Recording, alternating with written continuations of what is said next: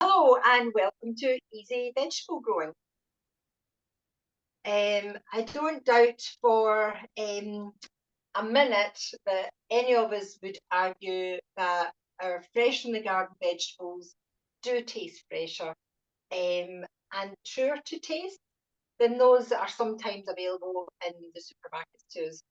And probably our homegrown ones will have a higher nutritional value than the shop selection.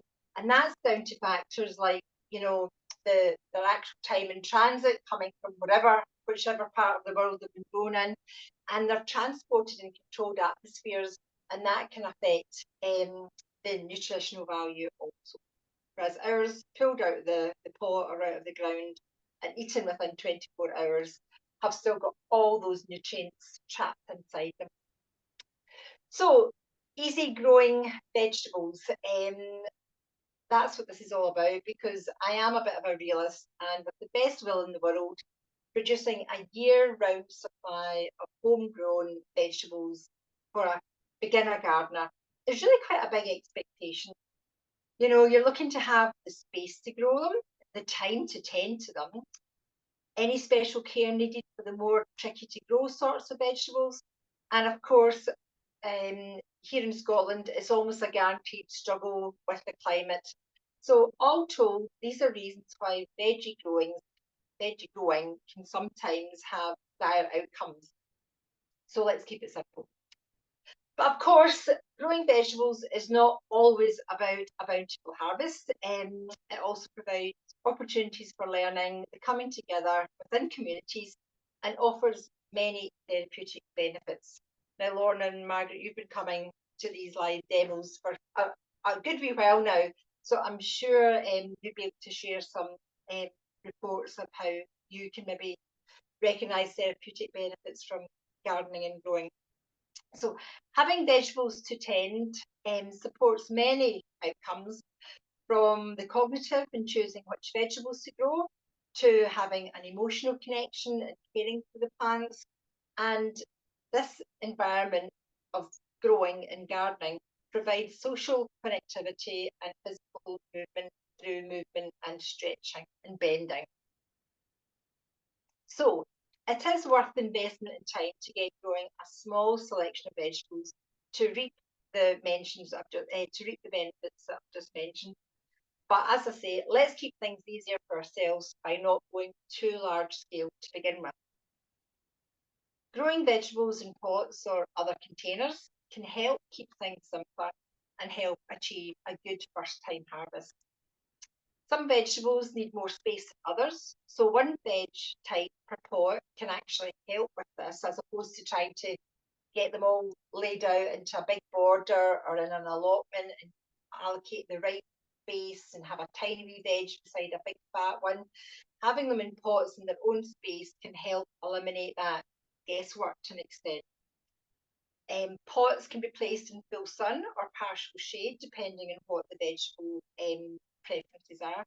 And a compost type best suited to the needs of the particular vegetable can be used in individual pots. Having said that, a general purpose compost generally works well for all vegetables, and if they need particular nutrients added, you can do that with specific plant food, and we'll have a wee look at fertilisers later on. Growing in pots means that weeding can be less arduous, as the vegetable leaves cover the compost, preventing weed seeds from germinating in and around the compost. Watering is easier, as the pots can be grouped closer together, saving, walking to and fro. And physical movement and stretching is promoted to support the exercise that I mentioned earlier. But container growing involves much less bending and absolutely no kneeling, where this actually will help support the less able and wheelchair users to get directly involved in growing and tending the vegetables growing in the pots. Having pots close by to the windows and doors can help attract folks outdoors to see what's growing, and perhaps get involved. We're all quite nosy as a breed of we're keen to see what other people are getting up to. So if they're at the window, people are a wee bit tempted, they will come out. And of course, those that might be unable to go outside for whatever reason can still benefit from watching from indoors what's happening on the patio. So, which vegetables to grow?